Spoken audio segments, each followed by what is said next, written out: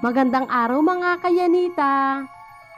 Narito po ang part 6 ng ating kwento na pinamagatang Mistaken Identity. Pero bago po tayo magpatuloy, ay paki-like po ng ating video at paki-click na rin po ng subscribe button. Ganun din po ang bell icon para lagi kayong updated sa mga parating ko pang uploads.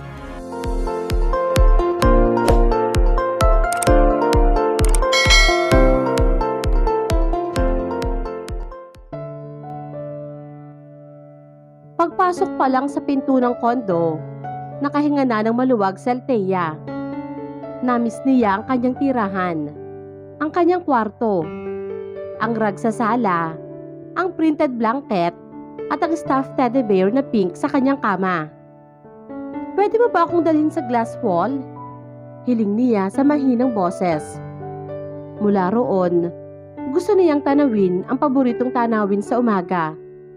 Ang matataas na buildings, ang masikip na traffic, ang nag-uunahang mga tao sa sidewalk. Nagbibigay iyon ng ibang pakiramdam sa kanya. Parang imbitasyon sa kanyang lumabas at ibigay ang buo niyang silbi sa mundo. "You like that? Better than our mountain in San Clemente?" Hindi makapaniwalang tanong ni Alan. "Wala kang makikita dyan, kundi usok at polusyon. At ang nakakadiring imitasyon dito ng fog sa umaga, ang smog," sabi ni Alan. Tumirik ang mga mata niya. Alam niya, hindi pa rin siya nito napapatawad. Sa hinala nitong pagbabaliwala niya kay Alvin last week.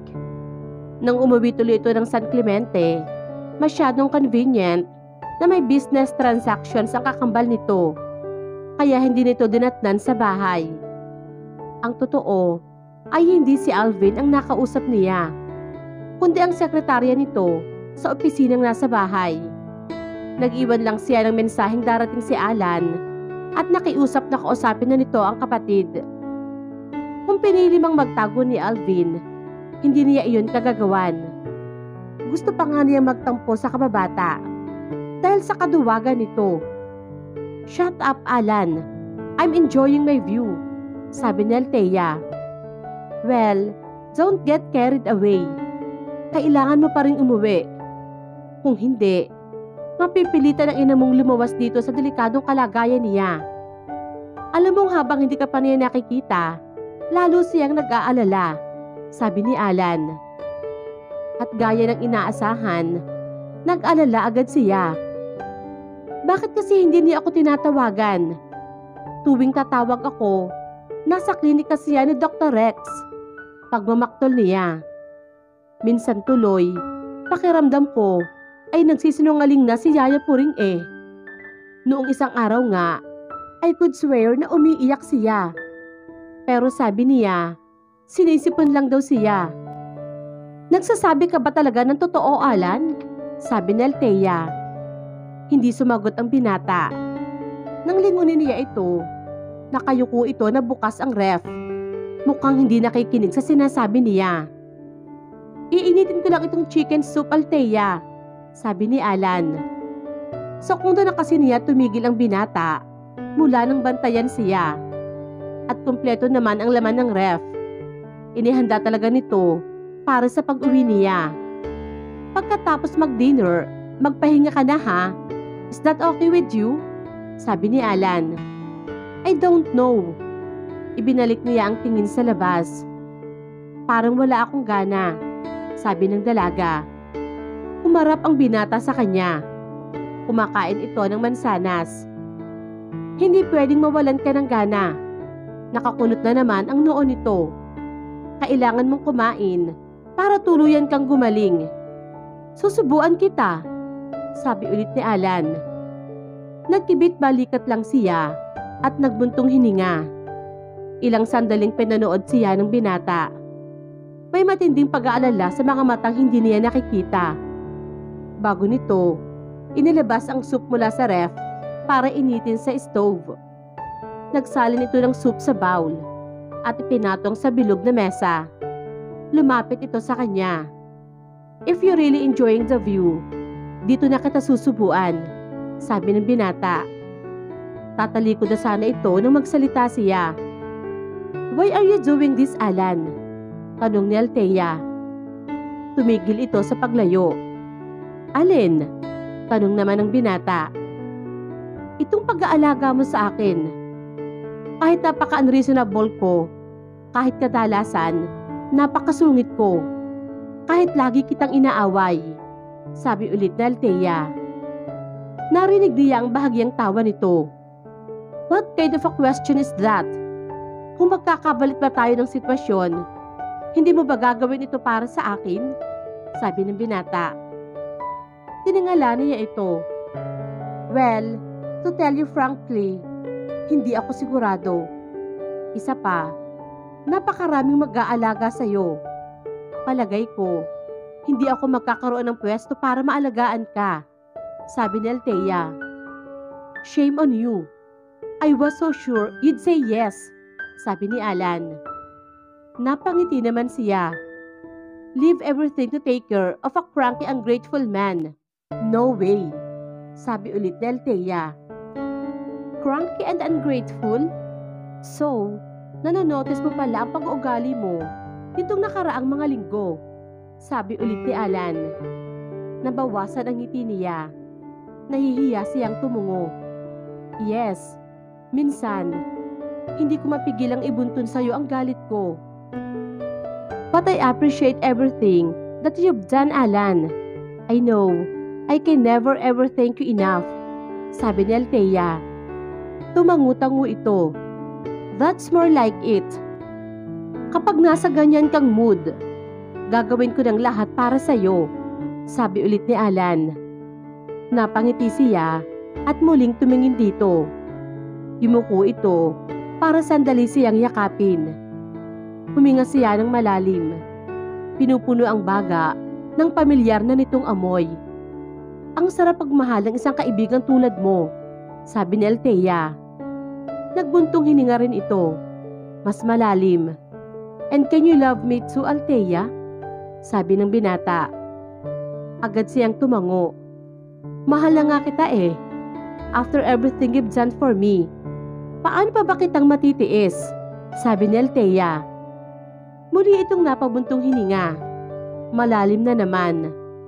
Napakunot tuloy ang noo niya.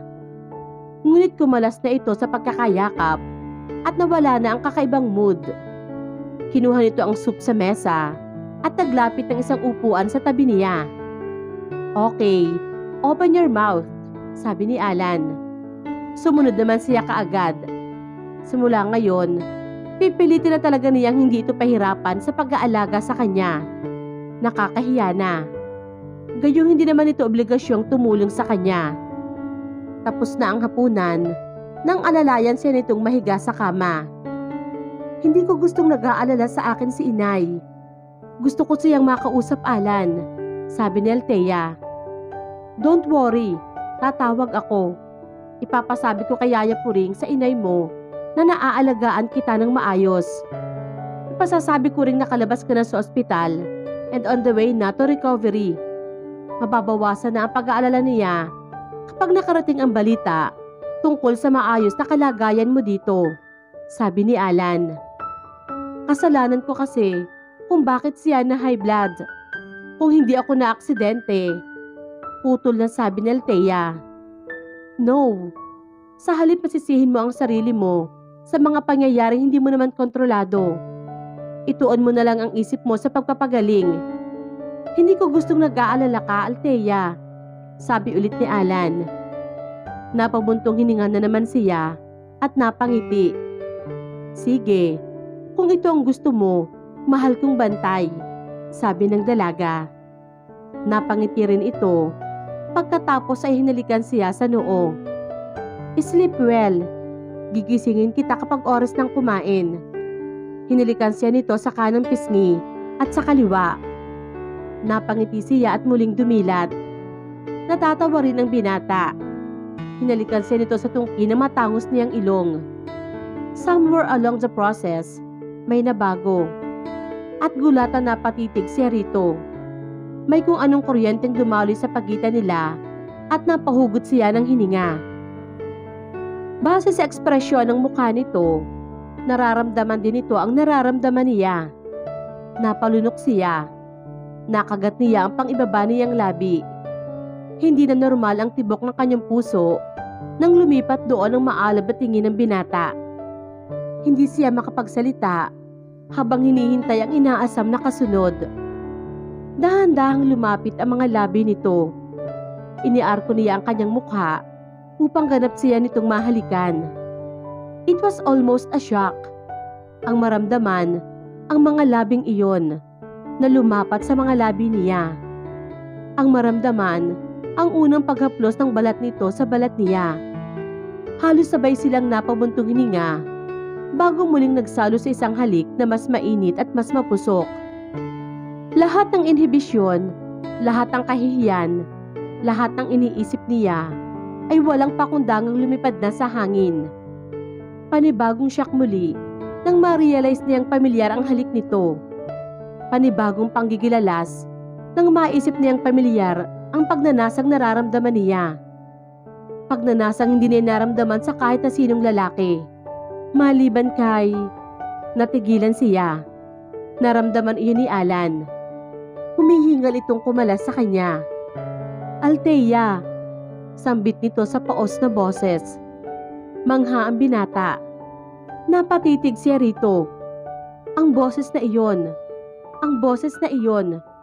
Puno ng pagnanasa at pananabik. At pag-ibig. Nagsimula siyang mangatal sa init ng yakap ng lalaki. Oh God! Naalarmang napaupo ito. Are you okay? Tatawagin ko ang doktor. Hintayin mo ako, Althea, sabi ni Alan. No, Alan, sabi ng dalaga. Ano ang gusto mong gawin ko? Sabihin mo, ano? Tanong muli ni Alan. Nangangatal man, napatawa siya. Tawang nauwi sa halakhak ng kaligayahan. Wala. Gusto ko lang magpahinga, Alan, sabi ni Althea. May pagdududang tumitig ito sa kanya. Althea, I'm all right. I'm okay. Maupo ka sa tabi ko. Yakapin mo ako. Samahan mo akong matulog, sabi ni Althea. Nakita niyang namutla ito at napalunok ito. At pinigil na naman niya ang sariling matawa.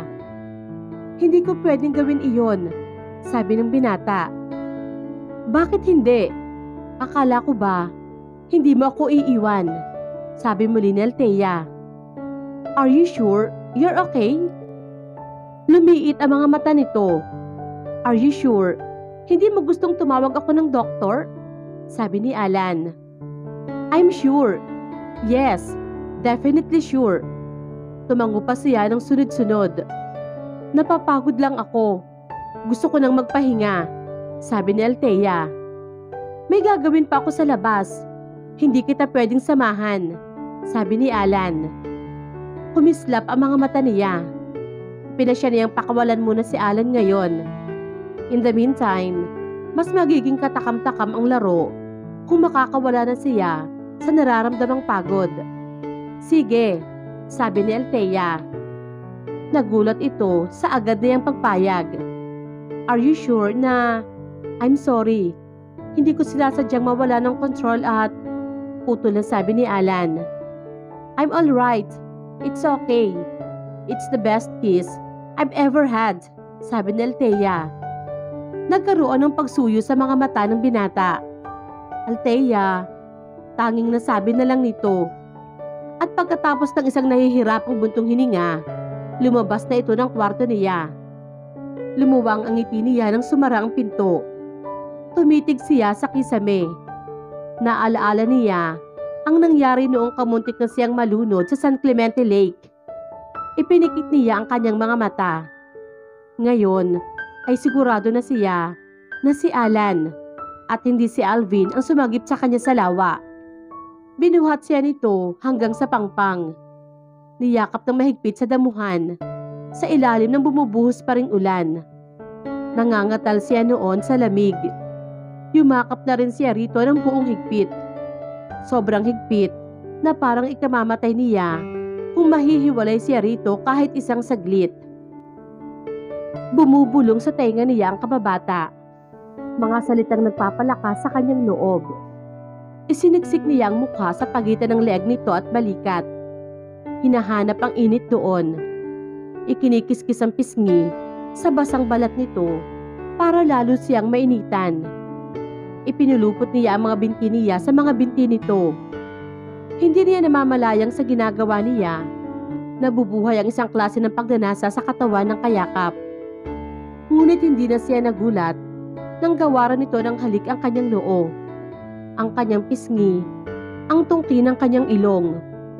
Nararamdaman na niya ang kakaibang damdaming nagsisimulang umalipin sa kanila.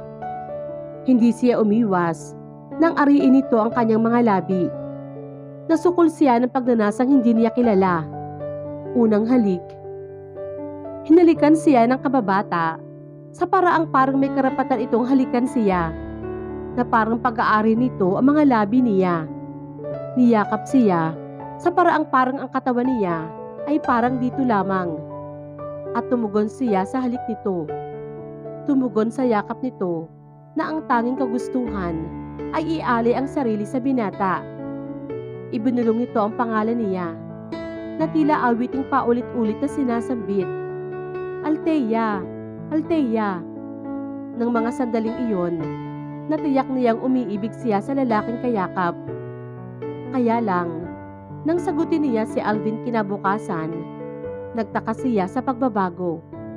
Naghintay siya na bumalik ang kilig tuwing hahalikan siya nito sa pisngi. Ngunit naging mailap sa kanya ang damdaming iyon. To the point na kinumpronta pa niya ito tungkol sa eksenang iyon sa lawa.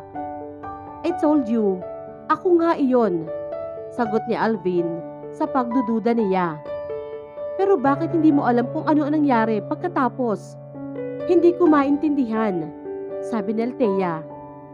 Nakatitig ito sa mukha niya. Pagkatapos ay bigla itong namutla. May nangyari ba? Tanong ni Alvin. Hindi mo naaalaala? Sabi ni Althea. Gusto ko lang makasiguro. Ano bang ginawa natin? Tanong ni Alvin. Napakunot ang noo niya. Hinalikan mo ako, sabi ni Althea. Sus, iyon lang pala, sabi muli ni Alvin. Ano pa ba ang dapat nangyari? Lumabi si Althea. Wala. Of course, naaalaala ko iyon, sabi ulit ni Alvin.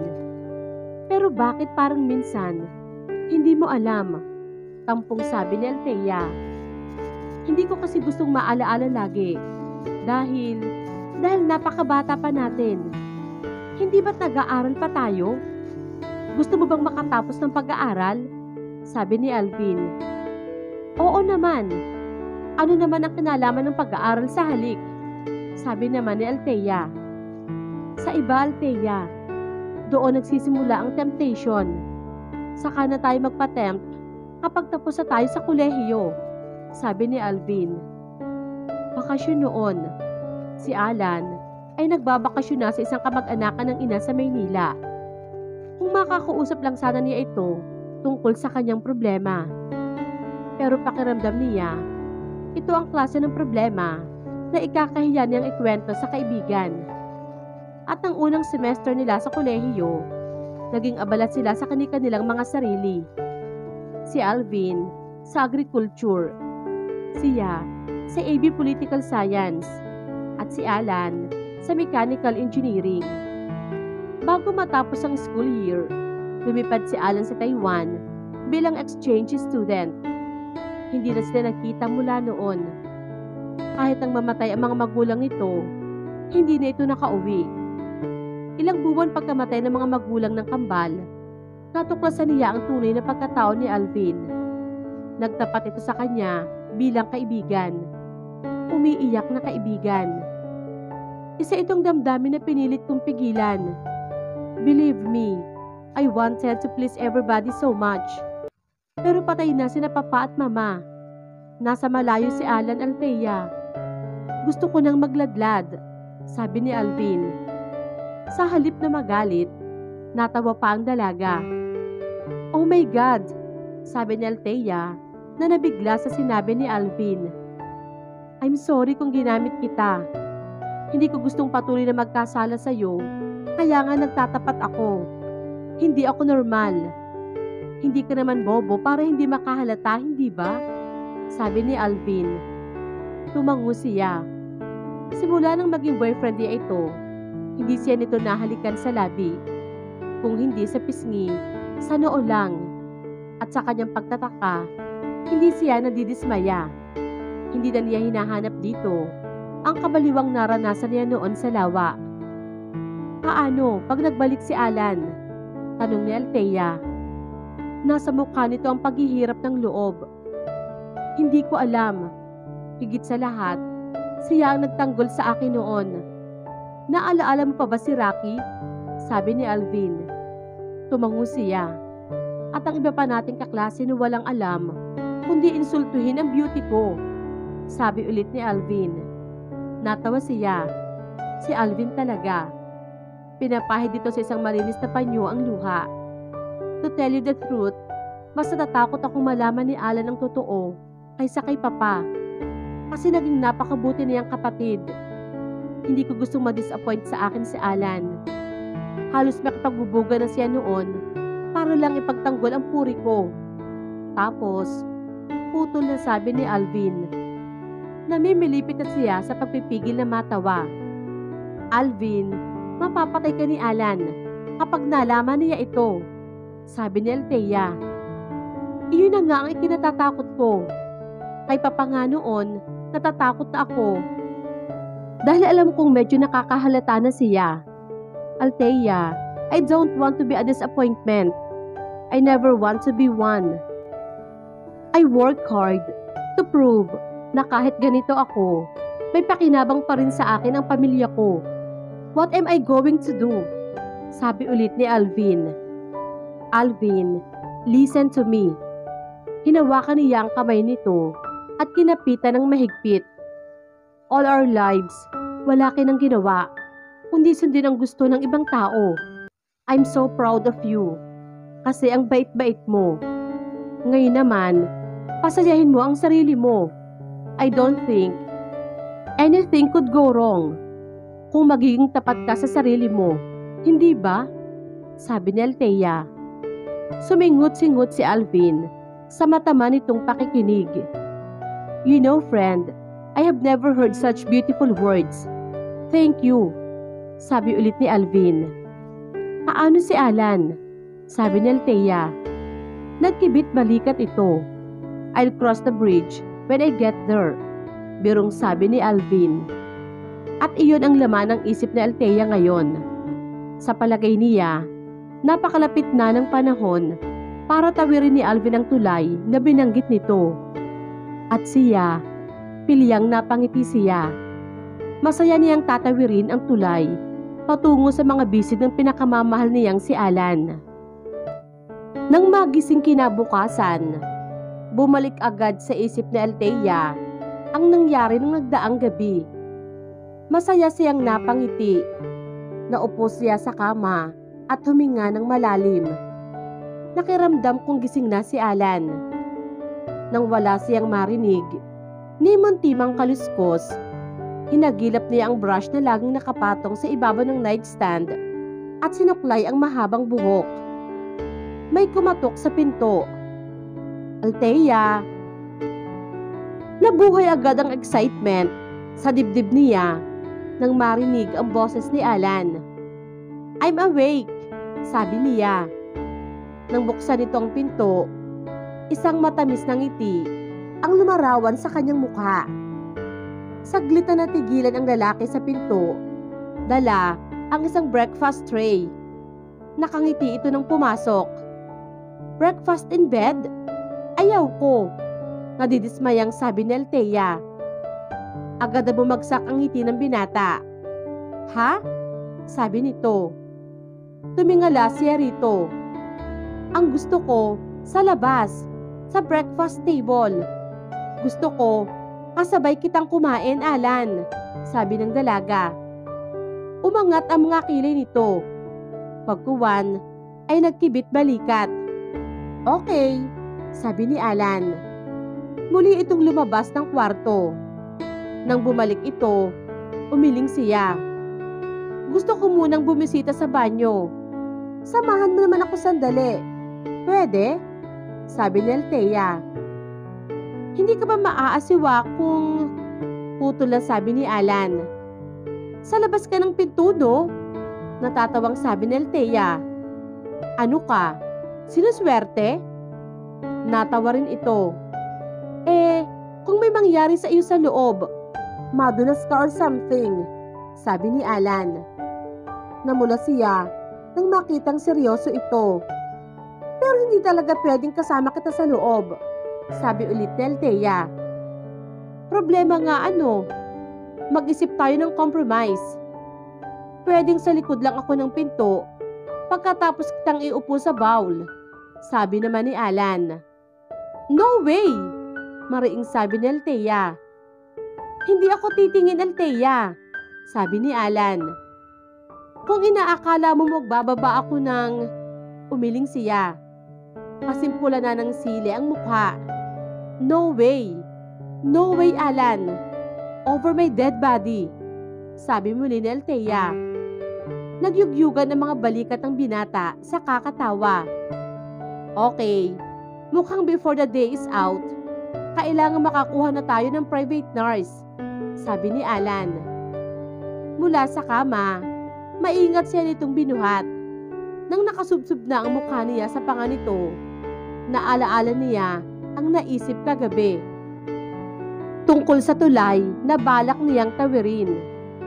Ginawaran niya ng munting halik ang panga ng binata. Agad na natigil sa paghakbang si Alan. Pumihit ang mukha nito at humarap sa kanya. Walang salitang nababagay sabihin para mailarawan niya ang klase ng titig nito. Walang salitang namutawi sa kanilang mga labi bago iyon mariing naglapat. Isa yung halik ng pagsuyo. Paulit-ulit siyang hinalikan ni Alan. Halos mapugto na ang kanyang hininga. Nang bumagsak ang ulo niya sa balikat nito, nanlalata siya. Isang panalatang nagugustuhan ng kanyang katawan. Ikiniskis ng binata ang pisngin nito sa pisngin niya. This could be a very delicious habit, sabi ni Alan. Ibinuntong hininga ng dalaga ang pagsang-ayon. Ngunit ay pagkamali iyon ni Alan. Naiisip mo ba si Alvin, Althea? Tanong ng binata. Nag-angat siya ng paningin. Hindi, sabi ni Althea. Si Jeffrey, sabi ulit ng binata. Napangiti siya. Nope, sabi muli ni Althea. Then, why the... Putol na sabi ni Alan. After that kiss, palagay mo ba, makakapagsalita agad ako? Sabi ni Althea. Ngumisi ang binata. I see, sabi ulit ni Alan. Alan, untag niya sa malambing na boses. Yes, sweetheart, sabi ni Alan. Sweetheart, coming from him, talagang napakatamis. Kailangan ko na talagang pumunta sa banyo. And fast, sabi ulit ni Althea. Nalampasan nila ang hurdle nang hindi naman masyadong nabawasan ang kanyang dignidad. Sa labas, sa breakfast table, kung saan sila kumain ng sabay, naging flowing ang kwentuhan nilang dalawa. Naalaala mo, noong madalas tuksuhin si Alvin ng mga kaklase natin? Maingat na tanong ni Althea. Sumulyap sa kanya si Alan. Yes, si Naraki. Do you know na may 6 na siyang anak ngayon? Sabi ni Althea. Umiling ang binata at bahagyang na-distract. No. Anyway, sa palagay mo, bakit lagi na lang nilang pinagkakaisahan noon si Alvin? Tanong ni Alan. Nagkibit balikat siya. Beats me. It was too long ago for me to remember. Sabi ulit ni Alan. Paano kung nagkatotoo na totoong gay si Alvin? Sumubo siya ng longganisa. Ano ang gagawin mo? Sabi naman ni Althea. Doon niya nakuha ang atensyon ng kausap. Tumingin ito sa kanya na parang nasisiraan na siya ng bait. Wala. That can never be possible to happen, sabi ni Alan. Napabuntong hininga siya. Okay, drop the subject, sagot naman ni Althea. Namimiss mo na siguro ang utol ko ano? Tanong ni Alan na nasa plato ang tingin. Hindi naman. Medyo naalaala ko lang ang nakaraan noong magkakasama pa tayo, sabi ni Althea. Lumunok ang binata. I remember na palagi mo siyang ipinagtatanggol noon, sabi ulit ni Alan. Tumango na rin siya nang nangingiti. Naaawa kasi ako sa kanya dahil sa sobrang kahilingan, para na rin siyang outcast, sabi ulit ni Althea. At nakikisimpatya siya sa nararamdaman ni Alvin. Dahil pareho lang sila, magkaiba lang ang dahilan. 10 taon siya nang sabihin ng kanyang ina na ilehitimo siyang anak. Nagpaliwanag ito sa malinaw na paraan. Humihingi ng paumanhin sa pagkakasala ng amang hindi siya nagawang panagutan.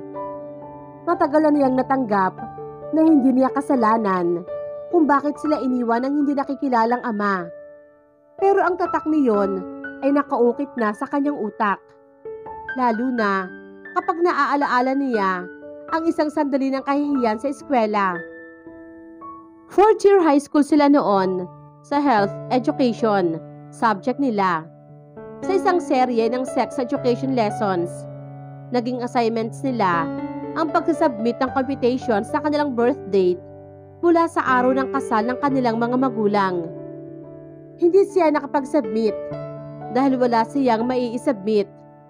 At kahit hindi nagsalita ang kanyang guro at kamag-aral, hindi niya naiwasan ang mga tinging sinalo niya ng nakatungo. Simula noon, naisumpa niyang hahanapin niya ang lugar niya sa mundo at hindi na magiging outcast kailanman. Of course, parang isinampal sa kanya ngayon ang sumpang iyon. Pilay na siya. Ano pa bang dahilan ang pinakamabisang paraan para ma-outcast ang isang tao, kundi ang maging baldado? Hey! Ang layo na yata ng isip mo ha, Althea, sabi ni Alan. Kumurap siya. Naalaala ko lang. Kung ipinagtanggol ko man noon si Alvin, ikaw naman ang tagapagtanggol ko, sabi ni Althea. So, napapansin mo rin naman pala ang presence ko kahit papaano, sabi naman ni Alan. Nagtaka siya sa sinabi nito. Bakit naman hindi kita mapapansin? Hindi ba't lagi naman tayong magkasama noon? Sabi ulit ni Althea.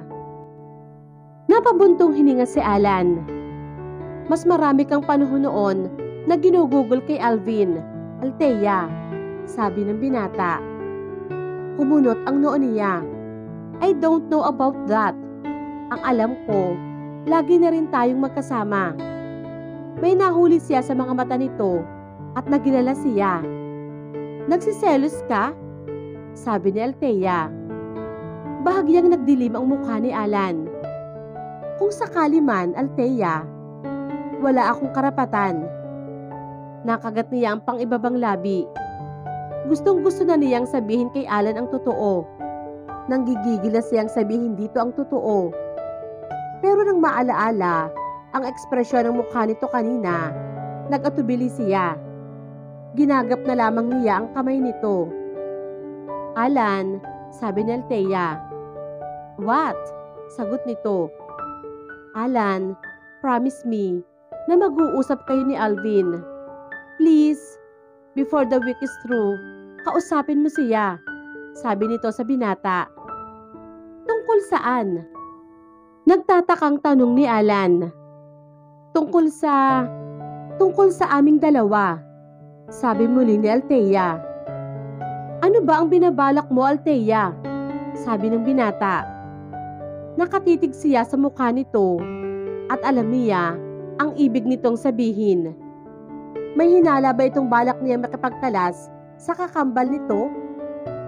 Sa halip na makasagot na naman siya sa kasinungalingan, bahagyan niyang hinila ang kamay nito para mapalapit ito. Ang mensahe ay nasa kanyang mga mata. Nabasa ni Alan ang mensaheng iyon. Yumuko ito at hinalikan siya sa mga labi. Sa simula pa man ay mapusok na ang halik nito.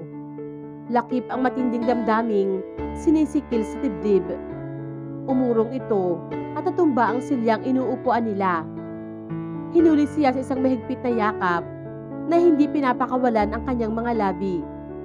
At siya ay sumusukong nagpaubaya. Dahil nakabuhos ang damdamin sa pinagsasaluhang halik, hindi nila narinig ang nag-iisang katok sa pinto. Bumukas ang hindi nakalak na front door. Oh my God! Shock na bulalas ng isang lalaki. Pareho silang napaigtad sa pagkagulat. Humarap sila sa may pinto sa lalaking nakatayo na kamukhang kamukha ni Alan. Liban sa masyadong formal ang pananamit nito. Alvin? Hindi makapaniwalang sambit ni Alan. Si Althea naman ay napamaang sa kulangtang na mukha ng kababata. Anong nangyayari rito? Tanong ni Alvin sa boses na nanghihina sa pagkabigla. Hindi pa siya halos nakababawi nang humarang sa pagitan nila si Alan. Bago ka magtapon ng mga akusasyon, gusto kong sabihin sa iyo na ang inabutan mong iyon ay hindi nangyari para pasakitan ka. It just happened. Hindi gustong magtaksil sa iyo ni Althea. And I'm taking full responsibility for everything. Paliwanag ni Alan sa kakambal. Napatitig si Althea sa mukha ng lalaking minamahal. Nahahabag siya dito. Tumingin siyang muli kay Alvin. Nakikiusap ang mga matang sabihin na nito ang totoo. Alvin, simula ni Althea. I can understand na kaya hindi ka agad makauwi si Althea sa San Clemente. Natigil siya ng matagal sa hospital. Putol ni Alvin nang nakabawi ng tinig. Ang hindi ko maunawaan ay kung bakit hindi malang siya nadadalaw kahit narilis na siya. It's only a 4-hour drive. I was hoping that there was a more reasonable reason than being caught up in your kiss, sabi ni Alvin. Alvin, si Alan, sabi ni Althea. Nag-aalala na ba si inay? Tanong ni Althea. Kumunot ang noo ni Alvin. I'm sure na kung saan man naroroon si Nana Rosie ngayon, hindi na siya mag-aalala dahil nasa pangangalaga ka pala ng Kuya Alan ko, sabi ulit ni Alvin. Napaawang ang mga labi ni Althea sa narinig. Kumuyom naman ang mga palad ni Alan. You crazy son of a bitch! Galit na sabi ni Alan. Namutla naman si Alvin. Bakit? My God! Hindi pa niya alam. Ano ang hindi ko nalalaman, Alvin? Ano na ang nangyari kay inay? Tanong ni Althea sa nangihintakutang tinig. Ang muling pag-awang ng mga labi ni Alvin, kahit walang salitang lumabas, ang naawang ekspresyon sa mukha nito, ang ninenervyos sa sulyap sa kapatid na humarap din sa kanya sa kaparehong ekspresyon. Nagsama-sama ng lahat para ibigay ang kasagutang kinatatakutan niya. Sinapo ni Althea ang naninikip niyang dibdib. Pumikit siya habang kumikurot pa ang mga labi. Inay! Anong? Inay! Halos pabulong na sambit niya. Habang naglalandas ang luha sa mga pisngi niya. Althea! Sabi ni Alan. Bitawan mo ako! Pinalis niya ang mga kamay ni Alan na nagsimulang umabot sa kanya. Sa sandali ng pagkalimot, nagtangka siyang tumayo mula sa wheelchair. Nabubulagan sa luhang umaagos sa kanyang mga mata. Pinigilan siya ni Alan. Pumalibot ang mga kamay nito sa kanya para hindi siya mabuwal. Pero itinulak niya ito Ginamit ang buong lakas para mapalayo rito. "Bitawan mo ako!" Sigaw niyang galit na galit sa lalaki. "Bakit hindi mo sinabi? Bakit itinago mo, Alan?" Galit na sabi ni Althea. "I'm sorry," sagot itong malapit sa kanyang tenga. "Napauwi ako dahil nalaman ko ang sitwasyon. Ang nangyari kay Nana Rosing at ang aksidente mo. Pero alam mo ang sitwasyong dinatnan ko. I can't just take the chances. Hindi ka pa handa," paliwanag ni Alan. "Hindi pa handa?" Isinuntok niya ang mga kuyom na kamay sa dibdib nito. Pilit na pinaluluwag ang pagkakayakap nito sa kanya. "Ina ko iyon! Walang hiya ka! Walang hiya ka talaga!" Galit pa rin sigaw ni Althea. Umiyak siya ng umiyak hanggang sa manghina na siya sa pagpupumiglas. Pero hindi tumigil ang pagpatak ng luha at hindi lumuwag ang pagkakayakap nito sa kanya. Hinagot siya nito sa kanyang likod. "Uuwi ako bukas sa San Clemente." Sa garalgal na boses ay nasabi ni Althea. "Aasikasuhin ko ang lahat para masunod ang gusto mo," tugon ni Alan. "No!" Iniiwas niya ang tingin sa lalaking yumakap sa kanya at hinanap ng tingin si Alvin. "Sasama ako kay Alvin, Alan. At ikaw, hindi na kita gustong makita." Unti-unting nagkaroon ng katatagan ang tinig niya dahil sa galit. "Kahit kailan," mariing sabi ni Althea. Nang araw ding iyon, umuwi sila ni Alvin sa San Clemente, sakay ng kotse nito. Naiwan si Alan sa Manila, kung saan ay hindi niya alam. Umalis ito sa kondo, matapos niyang sabihin hindi na niya ito gustong makita pa. At hindi ito sumulpot kahit noong papaalis na sila ni Alvin papuntang San Clemente. Si Alvin ang nagkwento sa kanya ng lahat, kung paanong namatay ang nanay niya, kung kailan ito inilibing, kung sino ang nagbabantay ngayon sa bahay nila. Si Alvin ang nag-asikaso ng lahat habang binabantayan siya ni Alan sa Maynila. "Don't you think you've been too hard on him, Althea? Honestly, kung ako ang napalagay sa parehong sitwasyon, hindi ko rin masasabi agad ang nangyari kay Inay Rosing," sabi ni Alvin. Nag-aalalang napatingin siya kay Alvin. Ang totoo, nakokonsensya na siya sa ginawa niya. Hindi kasalanan ni Alan na namatay ang kanyang inay, at ang utang na loob niya rito sa pag-aalaga sa kanya ay hindi niya mababayaran kahit kailan. Napagbalingan niya ito ng galit. Gayong ang tanging intensyon nito ay ang maprotektahan siya. "Nasaan na kaya siya ngayon?" tanong ni Althea sa mahinang boses. "Baka naka-check-in sa isang hotel, nagpapalipas ng oras. O kaya ay nauna nang bumiyahe pa uwi. Don't worry, Althea. He has his own car. Baka datnan na natin siya sa San Clemente," sabi ni Alvin. Nabuhayan siya ng loob. Sana nga ay naroroon na si Alan. Kailangan niya itong makausap. Kailangan niyang humingi dito ng tawad. Puno ng katahimikan ang may 4 na oras nilang biyahe patungo sa San Clemente. Lagi niyang naiisip ang kanyang ina. Ang huli nilang Paskong magkasama. Hiniling nito na sana ay magkaroon naman siya ng mahaba-habang bakasyon. At sana ay tutuparin na niya ang pangakong iyon sa kanyang ina ngayon. Ngayon sanang darating na Pasko.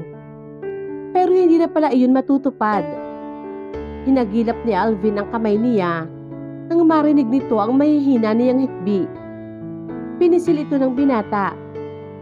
Wala si Alan nang dumating sila sa San Clemente at lalo siyang nalungkot. Si Yaya Puring ang dinatna nila sa bahay ng dalaga. Bukod sa yaya ito at katiwala ng pamilya ni na Alan, ito rin ang matalik na kaibigan ng nanay niya. Nakaupo siya sa wheelchair na itinutulak ni Alvin nang sumugod ang babae mula sa kusina para hawakan ng mahigpit ang kanyang kamay. Ilang saglit din silang nag-iyakan bago nagsalita ang matandang babae. Hindi ako matahimik, iha. Sana ay hindi na lang niya nabalita ang may sakit ako. Kung hindi, ay hindi maisipan ng nanay mo na dalawin ako sa bahay sa gitna ng masungit na panahon. Hindi sana nila susuungin ni Berting ang lawa, sabi ni Yaya Puring. Si Tandang Berting, ang bangkero at may-ari ng bangkang sinakyan ng ina. Suminghot ang matanda at pinahid ng puting tuwalyang nakasampay sa balikat ang luhaang mukha. Patay na si Rusing. Sana itahimik na siya. Saan man siya naroroon ngayon, sabi ulit ni Yaya Puring. Huwag ho ninyong sisihin ang sarili ninyo, Yaya Puring. Wala naman may gusto sa nangyari. Suminghot din siya at nagpahid ng mga luha. Hindi rin ho kayo sisisihin ni inay. Magagalit ho iyon sa panahon at sa lahat ng bagay, pero hindi sa inyo. Alam niyo ho iyan, sabi ni Althea. Tumango ang matanda ng sunod-sunod. Oo, iha. Ganoon nga ang ina mo. Konsolasyon ko na lang na hindi magtatagal at matatapos na ang panahon ko. Magkikita rin kami. Alam mo namang siya lang ang kaibigan ko rito sa San Clemente. Pagkabait-bait ang inyong ina, iha. Alam ko, hahanap-hanapin ko siya, sabi ni Yaya Puring. Maiiyak na sana si Althea nang magsalita si Alvin. Hayaan mo, Yaya Puring. Umuwi na si Kuya Alan. Sigurado na maaabala na naman kayo, kaya hindi niyo maiisip masyado ang pagkamis ninyo kay Inay Rusing, sabi ni Alvin. Sus, ipinalis nito ang isang kamay sa hangin. Pagkaloko ng batang iyon, kapag naisip umalis, basta na lang nawawala. Panalangin ko sa Diyos na magtagal naman ang kapatid mo ngayon dito, sabi ng matanda. Para kay Alan, traveling is good for the soul, Yaya Puring. Itinuloy ni Alvin ang pagtutulak sa wheelchair papasok sa bahay. But don't worry, palagay ko, he's back for good. Tapos na po ang paglalayas ng kapatid ko, sabi ni Alvin. Aba, ay dapat lang. Tingnan mo nga iyang kaibigan mo, ang sabi nitong nakatitig kay Althea. Kung maaatim niyang iwan ngayon si Althea sa kalagayang iyan, hindi na siya ang Alan na nakilala ko at pinalaki ko, sabi muli ni Yaya Puring. Punot noong napatingin si Althea sa labas ng bintana. Yaya, napakalaki na nga ho ang nagawa ni Alan para sa akin. Pwede niya nang gawin kahit ano pa ang gusto niya. Nasa boses ng dalaga ang hinanakit. Sandaling namaya niya ang nakakaasiwang katahimikan bago nagsalita ang matanda. Handa na ang hapunan sa kusina. Ang kwarto mo, Althea, kahapon ko pa naayos para sa pagdating mo. Alvin, itulak mo na ang wheelchair dini ha, para makakain na ang pasyente natin at maaga makapagpahinga, sabi ni Yaya Puring. Masarap ang nilutong hapunan ni Yaya Puring, ngunit kakarampot ang atensyong ibinigay niya sa pagkain. Nang matapos, itinulak na ni Alvin ang wheelchair sa kanyang kwarto, kung saan ito inalagak ang dalawang malaking maleta ng dalaga. Dito muna titigil si Yaya Puring hanggang sa gumaling ka. Imposibleng kayanin mong mag-isa, sabi ni Alvin. Nagpoprotesta man siya, alam naman niyang totoo ang sinabi ni Alvin. Kailangan niya ang makakasama. Mas maganda kung si Yaya Puring kaysa sa ibang tao. Salamat, Alvin. Anong oras natin dadalawin si Inay bukas? Sabi ni Althea. 8 a.m., sagot ni Alvin. Nalulungkot na tumitig siya sa kababata. I'm terribly missing her. Kanina, nang sumalubong si Yaya Puring, gusto kong magkunwaring si Inay yung lumabas ng bahay, sabi ulit ni Althea. Napabuntong hininga si Alvin at maingat na naupo sa tabi ng kama. Kinuha nito ang kamay niya at hinagkan. It won't be so bad. You'll see, sabi ni Alvin. Pumasok si Yaya Puring sa bukas na pinto, dala ang isang palanggana ng tubig, sabong mabango, at bimpo sa isang tabo. Ipinatong iyon ng matanda sa ibabaw ng misita at humarap sa kanila. Tahimik itong naghintay. Tumayo si Alvin. I'm going. Kapag dumating si kuya, what will I say to him? Sabi nito. Napabuntong hininga siya na gusto ko siyang makausap. Kakausapin pa kaya niya ako pagkatapos ng mga nasabi ko? Sabi ni Althea. Tumango si Alvin. Palagay ko ay hindi ka niya makakayang tanggihan, sabi nito. At kayo, kailan ninyo balak mag-usap? Sabi ni Althea. Tumungo ang binata. Kapag nagkaroon ng pagkakataon, I suppose, hindi ko na mapapatagal ito. I'm sorry, nadamay ka. I'll set everything right kapag nakausap ko siya. Promise, sabi ulit ni Alvin. Pumihit ito at tinapik sa balikat si Yaya Puring. Sige po, babalik na lang ho ako bukas. Kung may kailangan kayong kahit ano, tawag na lang kayo sa bahay. Okay? Sabi ni Alvin. Sige Alvin, ako na ang bahala rito, sabi ni Yaya Puring. Matapos ang ispang tango sa kanyang direksyon, lumabas na ang lalaki. Naiiling na isinara ni Yaya Puring ang pinto. Iiling-iling pa rin ito na lumapit sa pagkakaupo niya sa wheelchair. Kahit saang anggulo mo tingnan, hindi mo mahahalatang binabae ang batang iyon, sabi ni Yaya Puring. Gulat na napatingin siya sa matanda. Kailan niyo pa ho nalaman? Tanong ni Althea. Sus, di nung mga bata pa iyan. Aba, ay hindi pa man nakakapagsalita ng tuwid ang magkapatid na iyan. Nagpapakita na si Alvin ng mga senyales, sabi ni Yaya Puring. Napakunot ang noo niya. Ang mga senyales na sinasabi ni Yaya Puring ay hindi niya napansin noon. Alam rin niyo kaya ng mga magulang niya? Tanong ulit ni Althea. Si Senyora, oo. Si Senyor Lino, masyadong abala sa farm para makahalata agad. At saka, ginagawa namin ni Senyora ang lahat ng paraan para maitago sa kanya. Natatandaan mo pa naman siguro iyon. Masyadong barako si Senyor, sabi ni Yaya Puring. Tumango siya. Pero ang sabi ni Alvin, nakakahalata din daw ang papa niya, sabi ni Althea. Umismid ang matandang babae. Malamang nga. Ay, hindi na naman importante iyon ngayon dahil patay na sila. Sumalangit nawa ang kanilang mga kaluluwa. Nagdasal kami ni Senyora na sana ay magbago si Alvin, na sana ay madala siya ng kakambal niya at maging tunay na lalaki. Umiling-iling ito. Kaso ay hindi nga nangyari. Sa bagay, ano pa ba naman ang mahihiling nila kay Alvin? Hindi ba't siya naman ang tumigil dito at nag-asikaso ng plantasyong mahal na mag-asawa? Sabi ni Yaya Puring. Tinulungan siya ni Yaya Puring sa paghuhubad ng suot niyang t-shirt. Tinanggap niya ang basang bimpo na ibinigay nito at nag-iisip na pinunasan ang sarili. Ano ho sa palagay ninyo ang gagawin ni Alan kapag nalaman niya ang totoo? Sabi ni Althea. Nagkibit balikat si Yaya Puring. Malay natin. Sana ay matanggap niya. Kapatid niya pa rin naman si Alvin.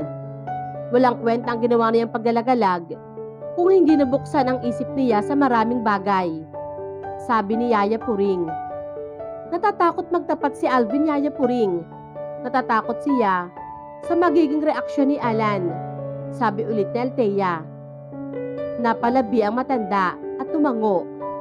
Siguro nga, mana naman kasi si Alan kay Senyor. Halos pareho ang ugali. Pero, malay nga natin, sa malaon at madali, ay malalaman din naman niya, di ba ga? Sabi ulit ni Yaya Puring. Nang matapos magpunas, inalalayan siya nitong mahiga sa kama.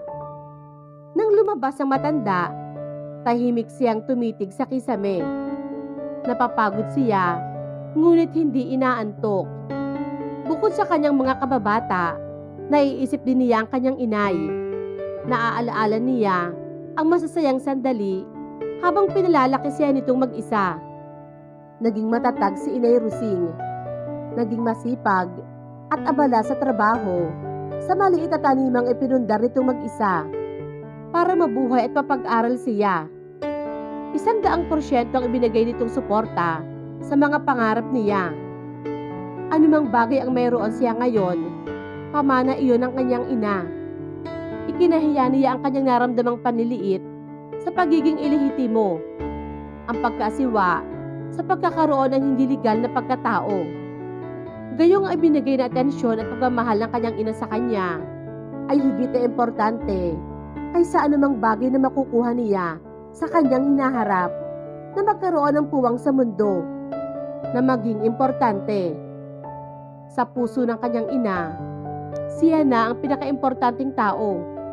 Wala nang ibang hihigit pa sa kanya. Inay, mahina niyang bulong sa hangin. Kung saan ka man po naroroon, hinihiling kong sana ay masaya ka na. Mahal kita, Inay. Umihip ang hangin sa bintana. Nilaro ang kurtinang tinahi ng nanay niya sa sarili nitong mga kamay. Pumikit siya at sa wakas ay nagapi na rin ng pagod at antok ang nababagabag niyang diwa. Maghapon siyang pinagpahinga ni Yaya Puring. Mas mapapalagay sana ang loob niya kung nagpakita man lang si Alan. Pero ni anino ng lalaki ay hindi naligaw sa San Clemente. Kinagabihan, nalaman niyang nakausap na ito ni Alvin sa telepono. Hindi pa raw muna uuwi si Alan dahil may aasikasuhin pa ito sa Maynila.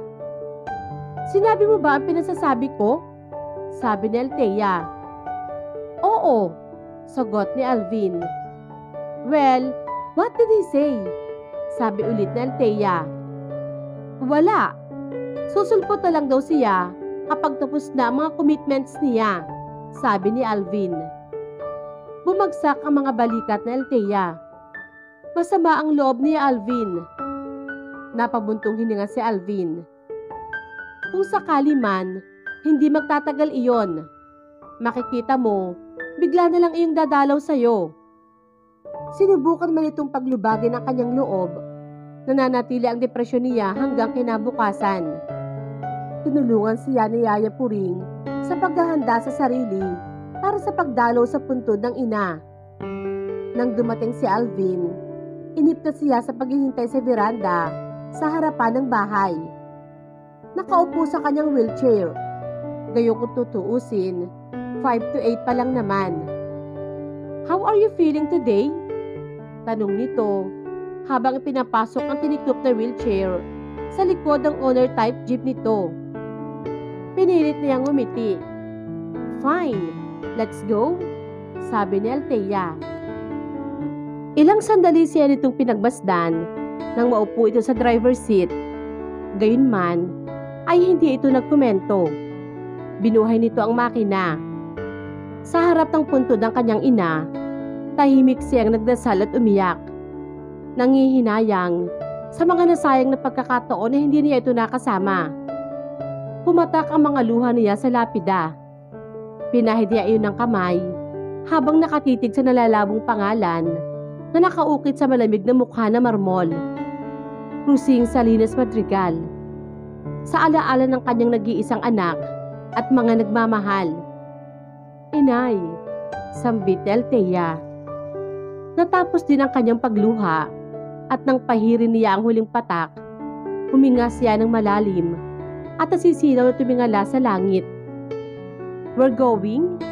Tanong ni Alvin sa tabi niya. Tumango siya. Maingat siya nitong pinangko at ibinalik sa wheelchair.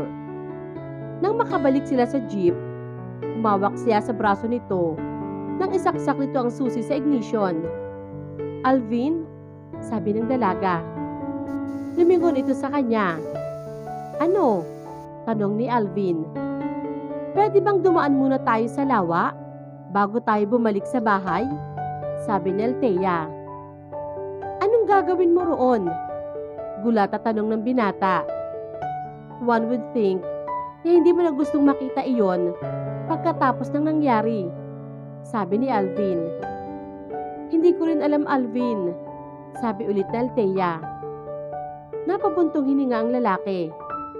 It's okay. You really don't have to explain. Well, we'll go there, sabi ni Alvin. Hinalunto ng jeep ang magabok at paliko-likong daan patungo sa kabisera ng San Clemente, kung saan pinanatili niyang tuwid ang tingin sa daan para maiwasang bumati sa sinumang kakilala na makikita niya. Wala siyang panahong tumigil at makipagkwentuhan sa ngayon. Maya-maya pa ay lumabas na sila sa bukana ng mataas na lupa sa Ilaya. Itinigil ni Alvin ang kotse sa ilalim ng mga puno. Mabilis itong ibinaba ang wheelchair at inilipat siya roon. Inalapit siya nito sa baybayin ng lawa. Kalmante ang lawa. Hindi mababakas. Ang pabago-bagong temperament kasabay ng pabago-bagong panahon. Ngayon ay mainit ang araw. Bukas o sa makalawa, maaaring magsungit ang langit. Lalakas ang hangin at uulan ng malakas. Ang taong hindi handa ay maaaring lamunin ng lawa. Nang biglang may maalaala si Althea. Kamuntik na akong mauna kay inay, sabi nito. Hindi kumibo si Alvin sa likod niya. Kung hindi mo ako nailigtas noon, Alvin, nauna na sana akong kinuha ng lawang iyan kay inay. Patuloy niya na parang hindi pa natutuklasan ang totoo. Salamat, Alvin, sabi ni Althea. Althea, alanganing sambit ng lalaki. That wasn't me, sabi ni Alvin. Hindi agad nakatugon si Althea sa relief na naramdaman. Ngayong nabuksan na ang katotohanan. Nawala ang kaba na maaaring nagkamali lang siya. Na maaaring hindi totoo ang hinala niya. Kahit iyon ang tinitiyak ng puso niya. Si Alan iyon, hindi ako, patuloy pa ni Alvin.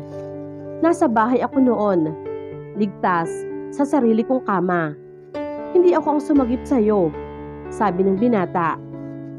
Huminga siya ng malalim. Then, I'm glad.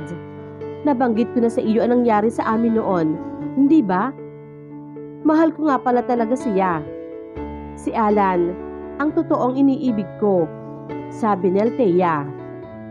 Nahihiyang tumango si Alvin.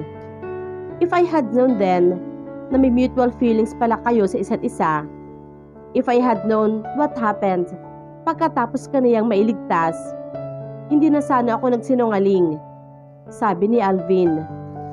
Althea, I'm sorry. I was such a weak bastard. Wasn't I? Sinamantala ko ang ibinigay na pagkakataon. Sinamantala ko ang simpatiyang nararamdaman ni Alan sa kalagayan ko. Para maging kasintahan ka at mapagtakpan ang ikinahihiya kong pagkatao. Sinamantala ko kayo ng kapatid ko, sabi ni Alvin. You mean, alam niya na, putol na sabi ni Althea. Yes, right after I told him na inakala mong ako ang nagligtas sa'yo noon sa lawa at sinagot mo na ako. Pinapangako ko siyang manahimik siya. Pumayag naman siya. Hindi naman niya sinabing pagkatapos noon ay may namagitan sa inyong dalawa at ang nangyaring iyon ang totoong naging dahilan kung bakit mo ako sinagot, sabi ni Alvin. Napapikit siya ng mariin. Ay, Alvin, kung hindi lang kita kaibigan, sabi ng dalaga. I know. Dahil sa kahinaan ko, I drag both of you to my pit. Kayo pa naman ang mga taong pinakamalapit sa akin. The next time I see him, I will talk to him. He deserves to know the truth kahit hindi na niya kayang tanggapin. You both deserve to give your chance na inagaw ng kasakiman ko, sabi ulit ni Alvin. Tumayo ito ng tuwid at hinawakan ang handle ng kanyang wheelchair. For now, ihahatid na kita pa uwi. Nakikita ko sa mukha mo na napapagod ka na, sabi pa rin ni Alvin. Sa honor type jeep, habang tinatalunto nila ang daang pauwi, tinanong siya ni Alvin. Paano ang therapy mo ngayong naririto ka na sa San Clemente? Don't tell me that you're planning on going back agad, tanong ni Alvin. Kumunot ang noo niya. Wala siyang problema sa trabaho. Naitawag na niya kay Jeffrey na uuwi siya sa San Clemente at kung ano ang dahilan ng pag-uwi niya. Can you recommend somebody? Sabi ni Althea. Oo, sagot agad ni Alvin na parang hinihintay lang ang tanong na iyon. Si John, isa siyang therapist. He can help you, sabi ni Alvin. Naasiwa ito at alam niya kung bakit. Si John, ang mahiyain at panganay na anak ng dati nilang coach noon sa volleyball sa San Clemente High. Ang lihim nitong gay friend. Kailan ko siya pwedeng kausapin? Maingat na tanong ng dalaga. Kahit bukas, tatawagan ko siya. Actually, nag-dinner kami kagabi at nabanggit ko na ito sa kanya. Pumayag naman siya agad. Nasa iyo raw kung papayag ka, sabi ni Alvin. Tumango siya. How is he? Mahiyain pa rin ba? Tanong ni Althea. Narinig niya ang tawa ng binata. He's fine. Medyo nabawasan na ang pagkamahiyain dahil sa pakikiharap sa mga pasyente. I'm sure you like him. Masaya siyang kakwentuhan kapag nakapagpalagayang loob na niya ang isang tao, sabi ni Alvin.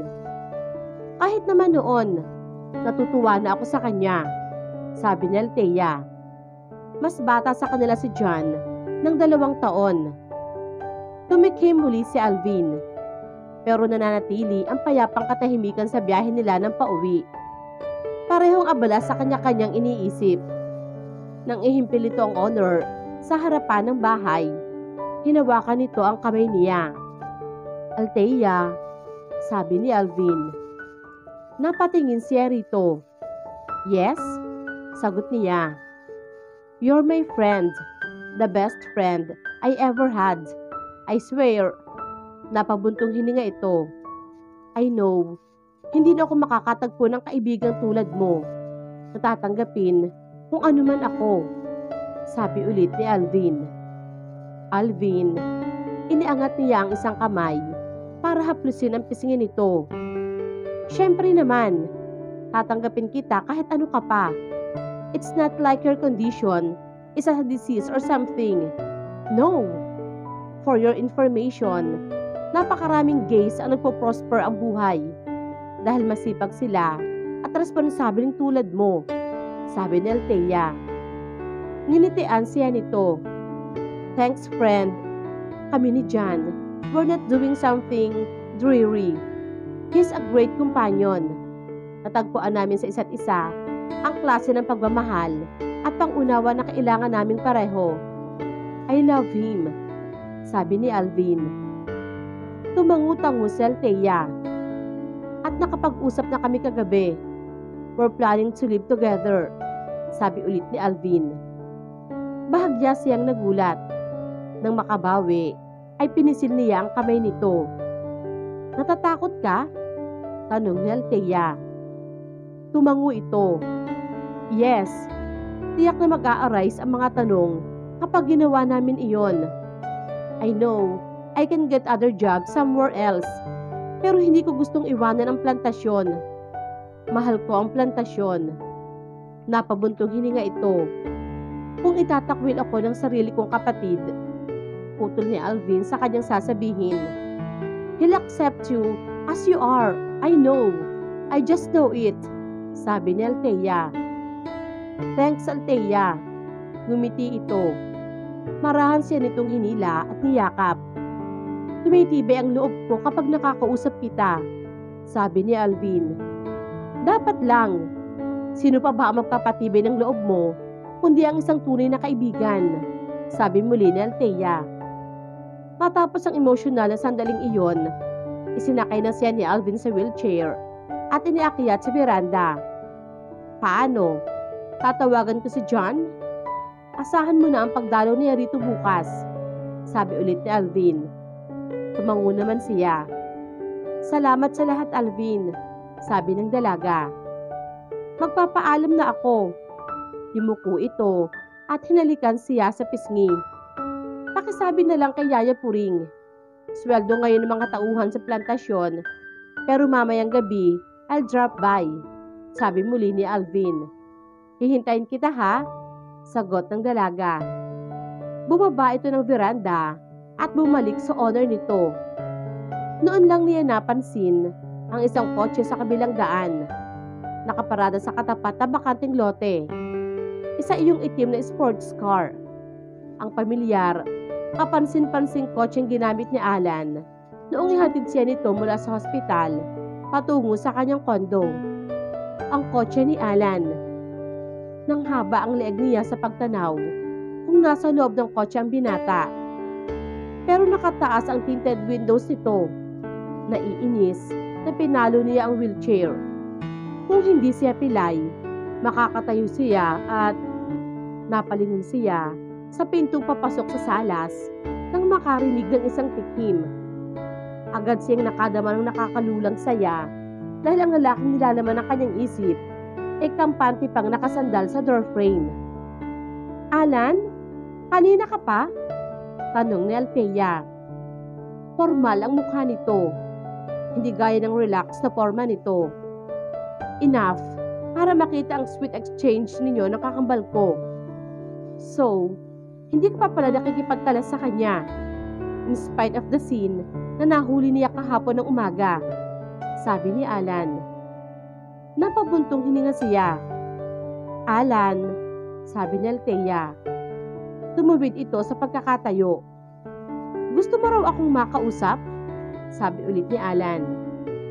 Napalunok siya. Kapag ganitong nasa buong mukha ng binata ang kaseryosohan, parang mahirap sabihin ang gusto niyang sabihin. But at least, hindi ito nagpapakita ng outright na galit.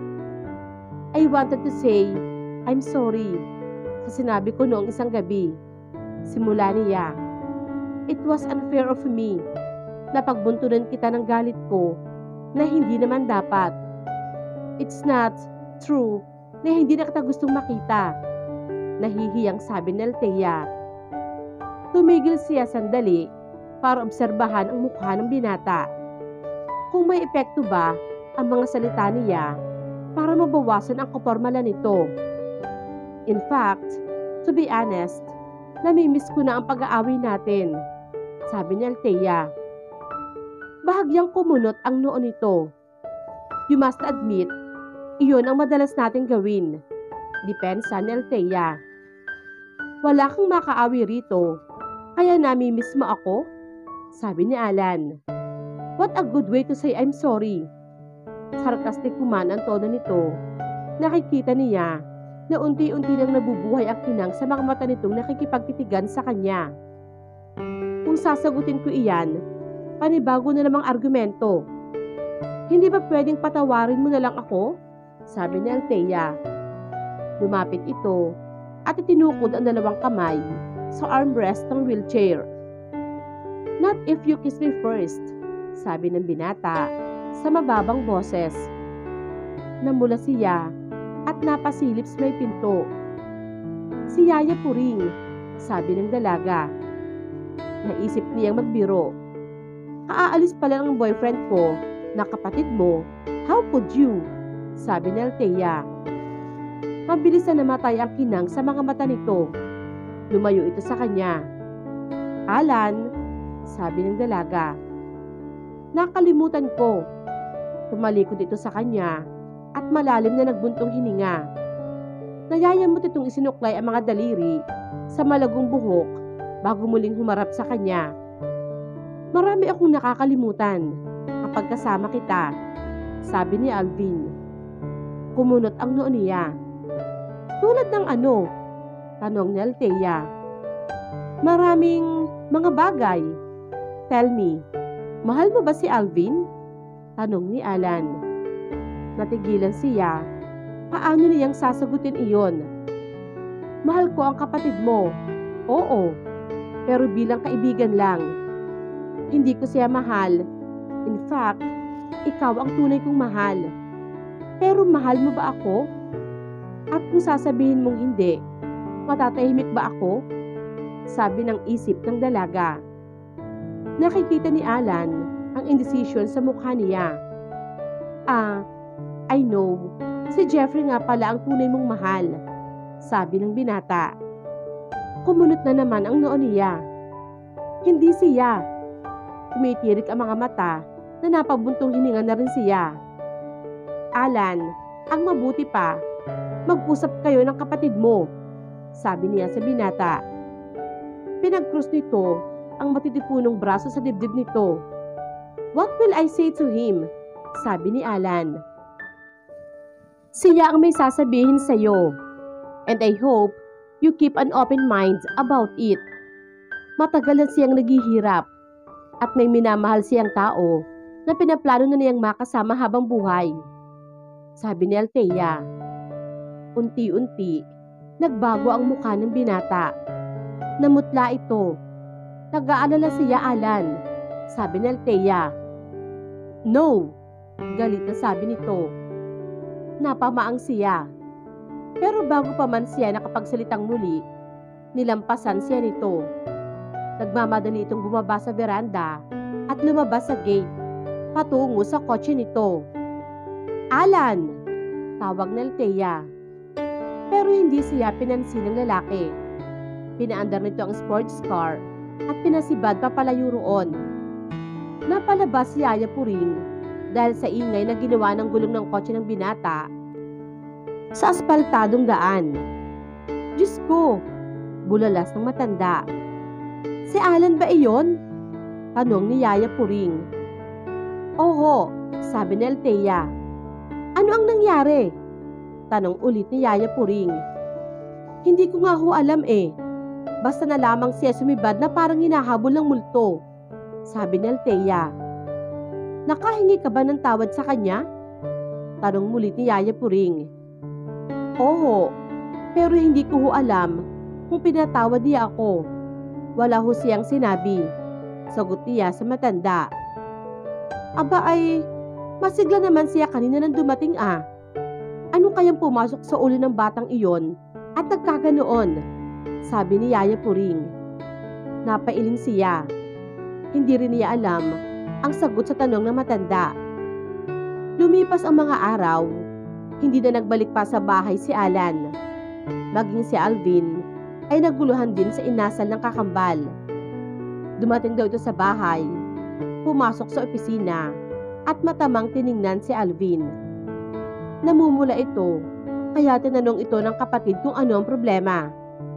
Umiling lang ito, pagkatapos ay lumabas at umalis na muli. I didn't know that he was leaving again. When I finally got the strength to talk to him, hinanap ko siya sa mga katulong. Pero sinabi nilang umalis na nga raw si Alan. Dala ang overnight bag na ibinabalang sandali sa veranda. Pero ipinasok ulit sa kotse. Sabi ni Alvin. Nanahimik siya. Pero sa loob ng kanyang dibdib, nabuhay ang pangamba na baka matagal na naman itong mawala. Sana man lang ay nasabi niya rito ang kanyang nadarama. Sana man lang nasabi niya kay Alan na mahal niya ito.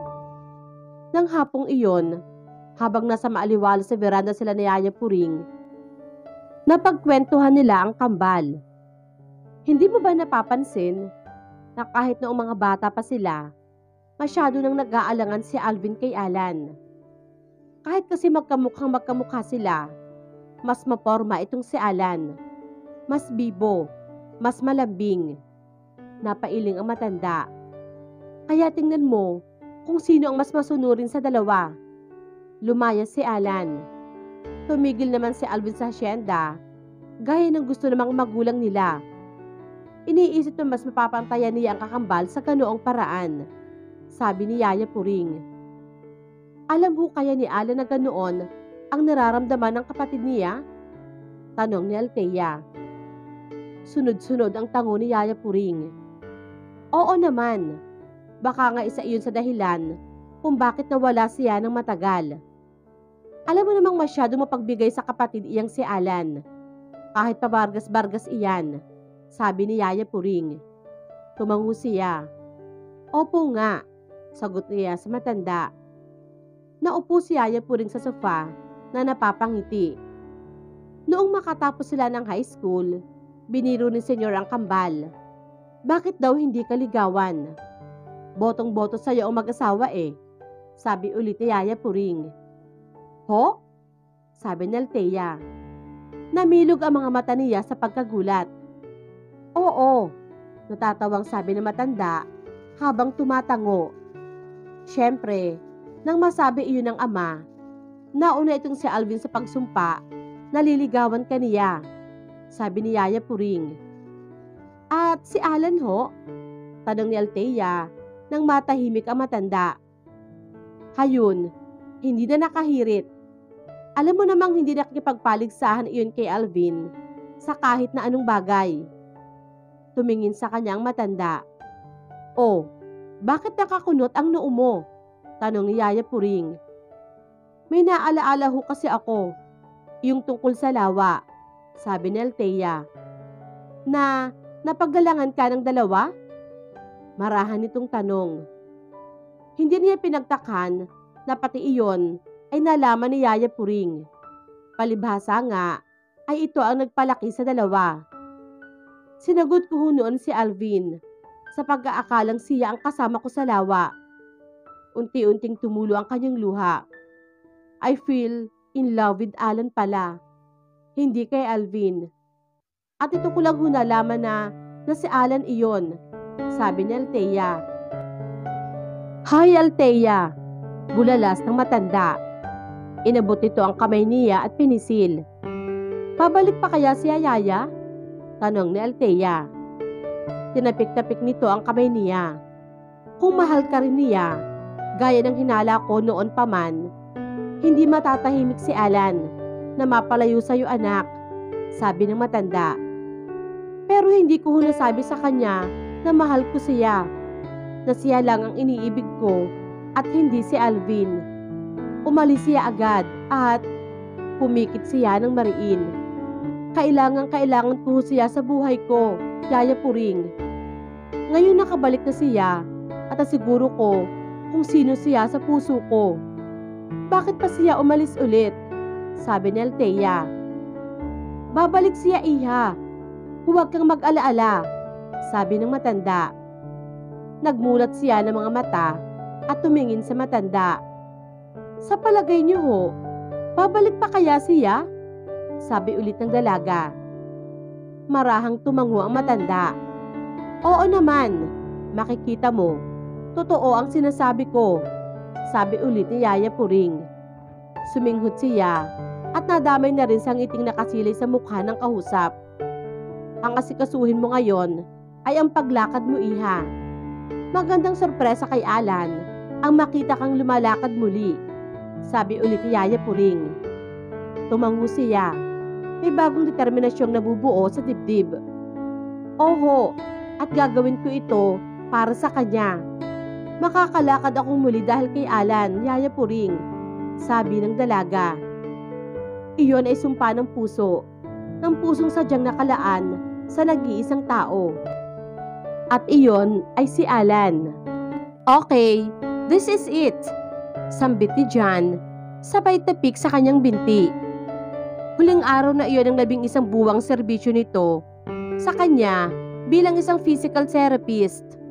Mula noon hanggang ngayon, ang mga sessions nila ay nagsisimula at nagtatapos sa masahe sa kanyang binti. Noong una, ay para buhayin lamang ang kanyang dugo at galawin ng mga bagong hilom na kalamnang matagal ding hindi nagamit. Nitong huli, ay para may kondisyon ng mga muscles na lumalakas at nagagawa na niyang kontrolin. May mga special exercises at stretches na araw-araw niyang ginagawa. Nitong huli, Nagagawa na niyang ikilos ang mga binti at paa. Ginagamit na nito ang water therapy para mas lalong mapadali ang pagpapalakas sa kanyang binti. Kahapon, nagawa na niyang makalakad ng walang alalay. Dahil doon, ay nag-celebrate sila kagabi. Siya, si Alvin, si John, at si Yaya Puring. Pero kahit umaakto siyang masaya iyon, ay para sa benepisyo ng mga kasamang nakikipagdiwang sa kanya. May aninong laging nagdaraan sa kanyang mga mata. Kung naroroon si Alan sa tabi niya kagabi, wala na sana siyang mahihiling pa. Althea, tulala ka na naman. Come on, stand up. Let's see, you walk again, sabi ni Alvin. Napabuntong hininga siya. Sige, sabi niya. Mula sa footrest, ibinaba muna niya ang normal na paa bago ang kaliwang binibigyan nila ng masyadong atensyon. Naramdaman niyang muli ang pagsalakay ng masarap na emosyon habang ninanamnam ang pakiramdam ng matibay na sahig sa ilalim ng kanyang paang nakatayo na ng walang nakaalalay. Tumango si John. Okay, walk, sabi ng binata. Naglakad siya. Simpleng gawain, natural na gawain. Pero isinusumpa niyang hindi na niya babaliwalain ang natatanging kalayaang iyon na akala niya ay hindi na niya muling makakamit. Napapalakpak si Yaya Puring. Hay, salamat po. Nayakap siya ng matanda nang lapitan niya ito. Nakakalakad ka na talaga, iha. Hindi ka na gaanong nahihirapan, sabi ni Yaya Puring. Namamasa ang mga matang kumalas siya sa pagkakayakap ni Yaya Puring. Oho nga, sagot ni Althea. Inasikaso na ni John ang pagliligpit ng mga gamit nito. Basta, magkakaroon ka ng problema o kahit tatanong lang, you know where to reach me. Aalis na ako. May appointment pa ako sa ospital sa Melchora. Salamat ho sa bibingka, Yaya Puring. Talaga namang napakasarap, sabi ni John. Kung ganoon, kahit anong oras, dumaan ka rito at may kakanin akong handa para sa'yo, sabi naman ni Yaya Puring. Nginitian niya si John. Salamat. I'll send you the check pagkatapos kong malaman kung magkano talaga ang bill ko, sabi ni Althea. Kinindatan siya nito. Bababaan ko ang singil ko sa'yo, sabi ni John. Si Yaya Puring ang naghati dito hanggang sa labas. Naiwan siya sa salas. Narinig niya ang ugong ng sasakyan ni John nang pumasok muli ang matanda sa loob. Dadalhan kita ng merienda, Althea, sabi ni Yaya Puring. Huwag na ho muna, Yaya Puring. Ako na ho ang kukuha sa kusina mamaya, sabi ni Althea sa matanda. Ngumiti naman ito. Sa bagay, exercise mo na rin iyon. Sige, patutukain ko lang muna ang mga manok ko sa likod, ang sabi ni Yaya Puring. Naiwan siyang nakatanaw sa labas ng bintana. Nagsisimula na siyang maaburido. Naiinis niyang hinagilap ang telepono at pinindot ang unang numerong pumasok sa isip. Telepono sa opisina ni Jeffrey. Ngayong nakakalakad na siya, wala nang dahilan para magmukmuk siya sa bahay. Maiisip lang niya si Alan. Malulungkot lang siya at lalong mananabik, gayong hindi niya alam kung may balak pa itong bumalik. Sa kanyang pagkagulat, si Jeffrey mismo ang sumagot. Hello? Jeffrey? Sabi ni Althea. Saglit itong natigilan. Althea? Sabi naman ni Jeffrey. Yes, sagot ni Althea. Long distance ba ito? Tanong ulit ni Jeffrey. Yes, pero malapit na tayong magkita. Nakakalakad na ako, sabi ni Althea. Tumawa ang lalaki sa kabila. Oh my goodness! Thanks God! I was absolutely going hysterical in here. Hindi matutuloy ang kasal hanggat hindi ikaw ang maid of honor namin ni Margie. And she was just so plain stubborn. Unless, na dyan kami ikakasal sa probinsya nyo, At putol na sabi ni Jeffrey. Now, wait a minute, Jeffrey. Naguguluhan na yung putol. Si Margie? Maid of honor? Gulat na sabi ni Althea. Ikakasal na kami ni Margie, Althea. Tila nahihiya pa nitong paliwanag. Noong wala ka, napalapit kami sa isa't isa, and I fell in love with her. She really is a very sweet girl, and I thought, wow, I just want to protect her all my life, sabi ni Jeffrey. Natawa siya. You moron. Of course, she's a sweet girl. Kailan ang kasal? Tanong ni Althea. This coming December, and I hope you'll be able to make it, sabi ulit ni Jeffrey. Of course, I'm going to make it. Kahit mismong sa simbahan na lang tayo magkita-kita. Basta, sabihin mo lang kung saang simbahan, sabi ni Althea. Hindi ka pupunta sa kahit saang simbahan, Althea, unless you'll be with me, sabi ng isang tinig sa likuran niya. Gulat siyang napabaling sa direksyong pinanggagalingan ng tinig. Nang makita niya si Alan, napatanga siya.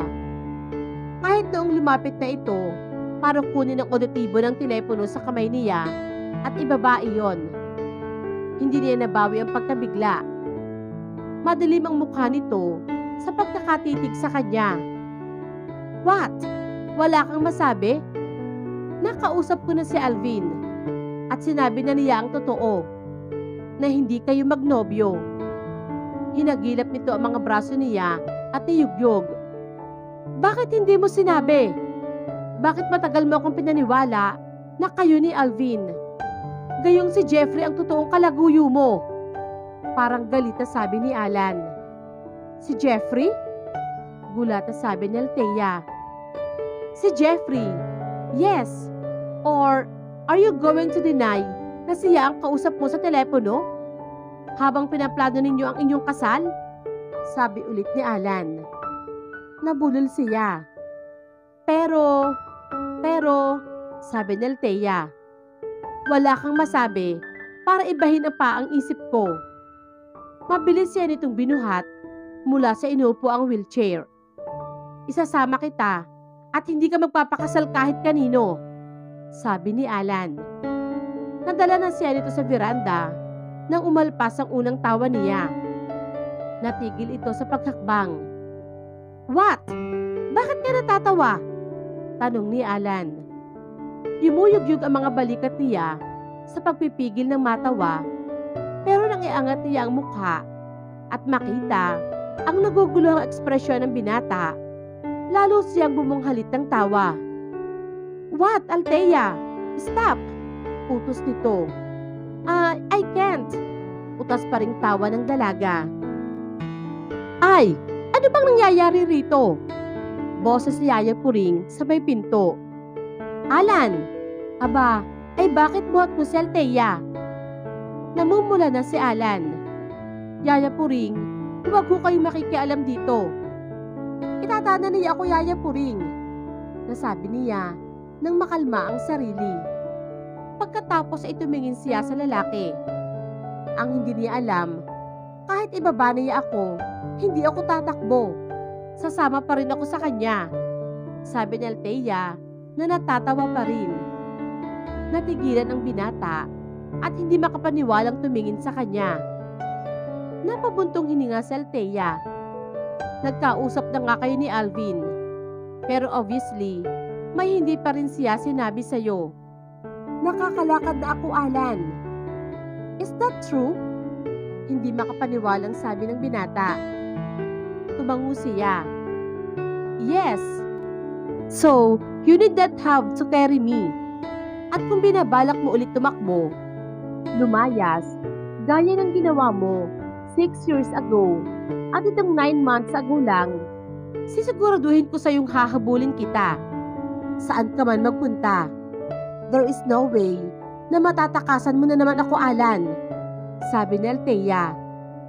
Unti-unting nawala ang pagdidilim ng mukha ni Alan. Napalitan ng pagkagulat at pagkabigla. Akala ko, ikakasal ka kay Jeffrey. sabi ni Alan. Hindi ako, kundi si Margie.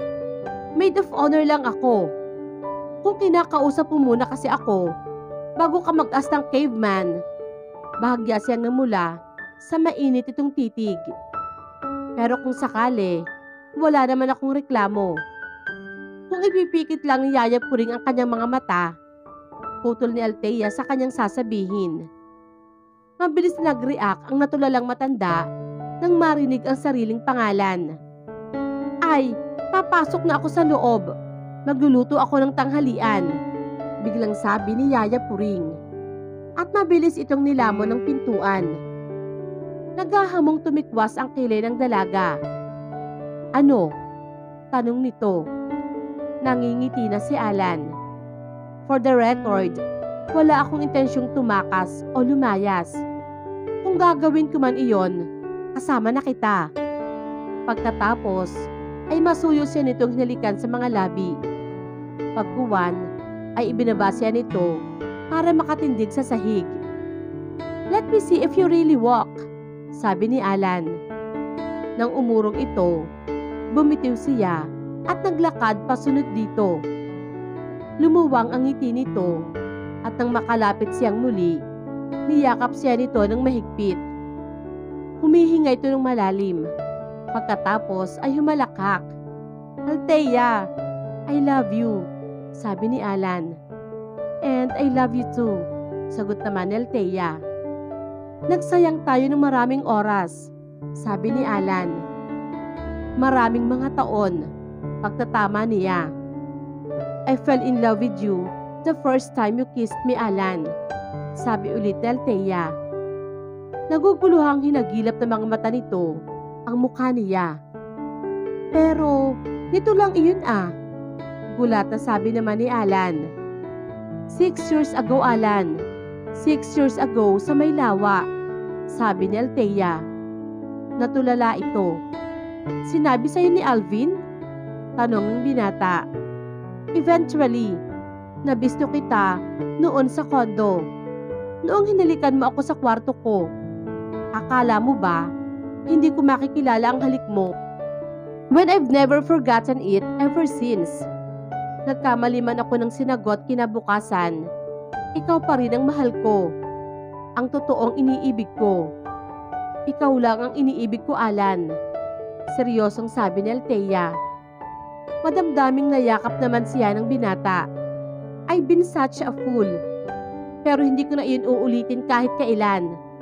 Magpapakasal agad tayo as soon as possible. Naluluhang sabi ni Alan. Ang tungkol kay Alvin, tungkol sa pagiging gay niya, tanong ni Althea. Walang problema iyon. Kung saan siya masaya, kung saan siya kontento, doon siya. Though, I must admit, na noong malaman ko, natuwa ako. Dahil ang ibig sabihin noon, ay malaya ka na sa kanya. Pero noong dinatan kong kausap mo si Jeffrey sa telepono, at inakala ko magpapakasal ka sa kanya, I went crazy, sabi ni Alan. Sa pagkakayakap niya rito, naramdaman niya ang sandaling pagkatal ng katawan nito. I was so scared na mawawala ka ulit, kaya I acted the way I did. Patuloy nitong paliwanag. Mahal kita, mahal na mahal kita. God, help me, but I can't almost believe na yakap kita ngayon. At mahal mo din ako. Ako lang, hindi si Alvin. Hindi si Alvin, Althea. May emosyong sabi ni Alan. Matagal na sandaling nanatili sila sa ganoong kalagayan. Yakap siya ng mahigpit ni Alan. Ang boses ni Yaya Puring, masayang masaya, ang pumukaw sa kanila. Kailan ang kasal, Alan, Althea? Tanong ng matanda. Kumalat sila sa isa't isa, parehong natatawa at magkahawak kamay na humarap sa matanda. Kinabukasan ho, pagkababang luksa ni Inay Rusing, sagot ni Alan. At imbitado ang lahat ng mga taga San Clemente. At sina Jeffrey, pahabol na sabi ni Althea. Sandaling umangat ang malalagong kilay ni Alan. Nang kuritin niya ito, Pumayag na rin ang binata. Imbitado syempre. Hindi na nakatangging sabi ni Alan. Kontentong napabuntong hininga si Yaya Puring. Pumasok nga kayo sa loob at pag-usapan natin maayos ang inyong mga plano. Nagpalitan sila ng masuyo at makahulugang ngiti na puno ng pagmamahal.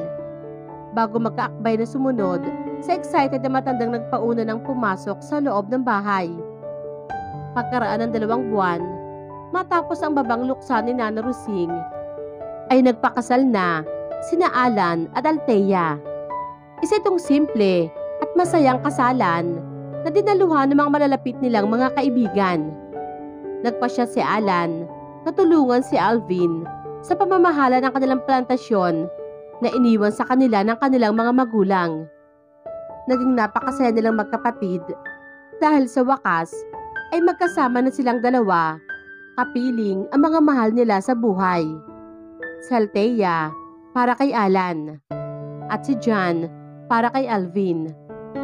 Pagkalipas ng 5 buwang pagsasama, bilang mag-asawa ni Alan at Althea ay nagdalang tao ito.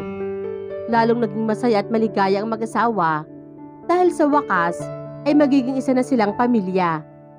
Walang pagsidla ng tuwa ang dalawa.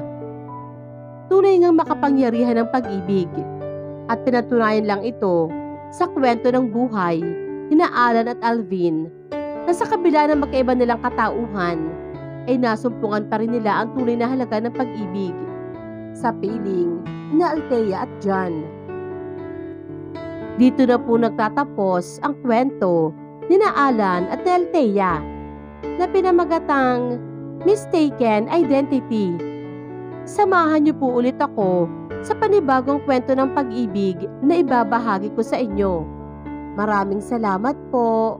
God bless everyone.